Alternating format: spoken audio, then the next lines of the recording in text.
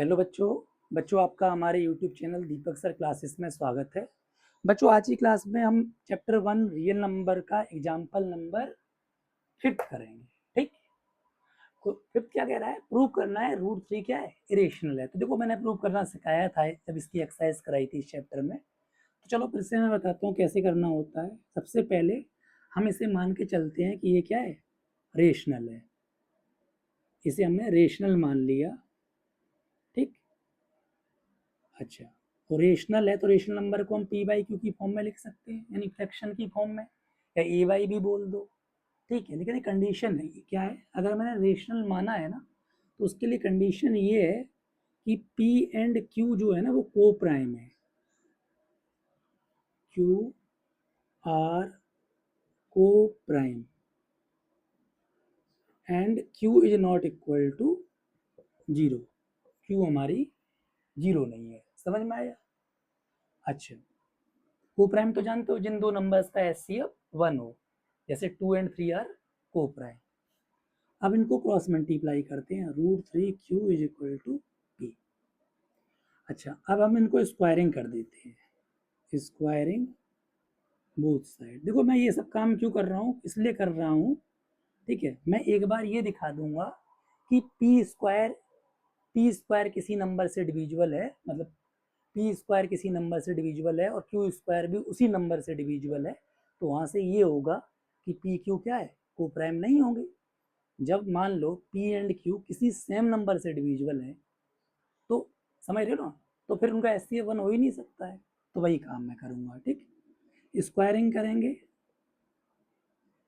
ठीक है, 3 Q square और इधर पी स्क्वायर। ठीक, पी स्क्वायर बाई 3 और ये क्यू स्क्वायर। अब सुनो, मैंने क्या कहा? रूट थ्री का स्क्वायर 3 होता है, क्यू का क्यू स्क्वायर, पी का पी स्क्वायर। अब इस क्यू स्क्वायर को इधर छोड़ दिया, ठीक है, और इस 3 को इधर भेज दिया, तो ये डिवाइड में पहुंच जाएगा। सुनो, अब यहाँ लिखेंगे, here P square is divisible by, concept समझना, 3। ठीक है, P square is divisible by 3, so P is also divisible by 3। ठीक, देखो सुनो, किसी नंबर का स्क्वायर किसी अदर नंबर से डिविजिबल है, तो वो नंबर भी उस नंबर से डिविजिबल होगा। नहीं समझ में आई? समझा दो। जैसे मैंने कहा 4 का स्क्वायर जो है 2 से डिविजिबल है ना? 16 इज डिविजिबल बाई 2, है ना? 4 का स्क्वायर 2 से डिविजिबल है। तो यही बात है यहाँ पे कि पी स्क्वायर किसी नंबर से डिविजिबल है, तो पी भी डिविजिबल है उसी नंबर से। तो यहाँ पे देखो, 4 का स्क्वायर 2 से डिविजिबल है, तो 4 भी तो 2 से डिविजिबल होगा। अब बात समझ में आ गई? क्लियर? तो वही यहाँ पे मैंने लिख रखा है।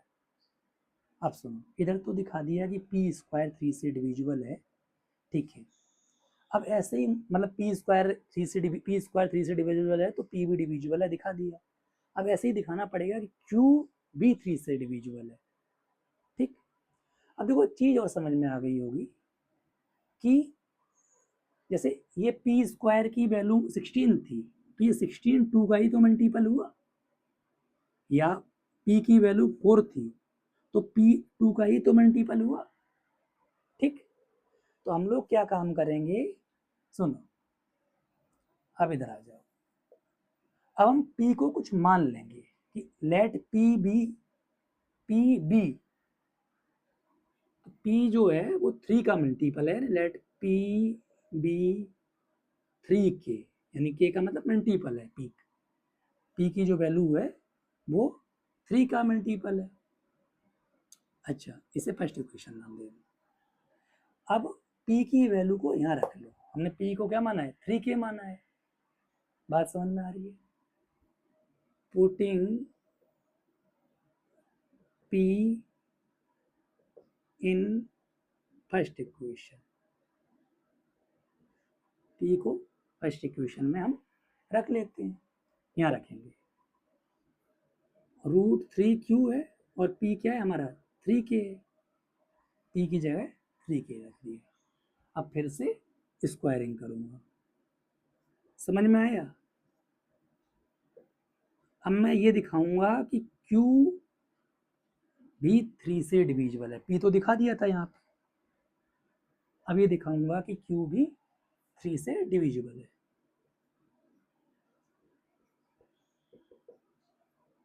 स्क्वायरिंग दोनों साइड कर रहे हैं।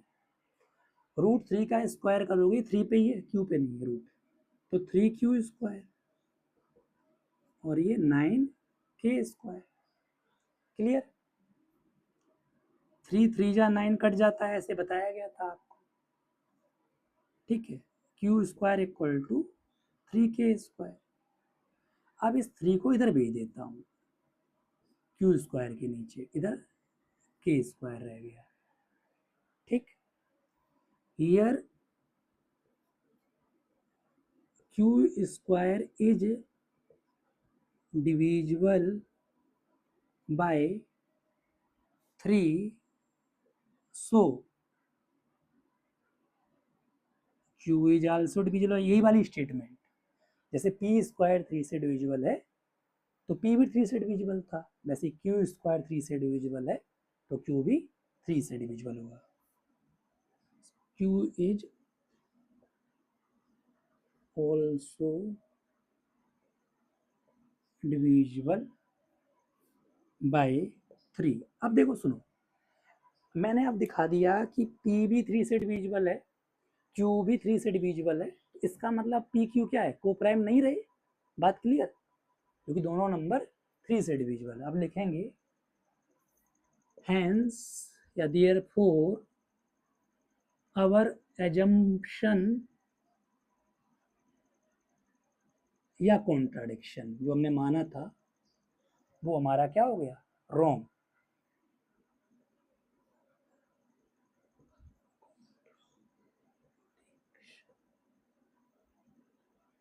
Is wrong, therefore √3 is irrational। समझ में आई बात।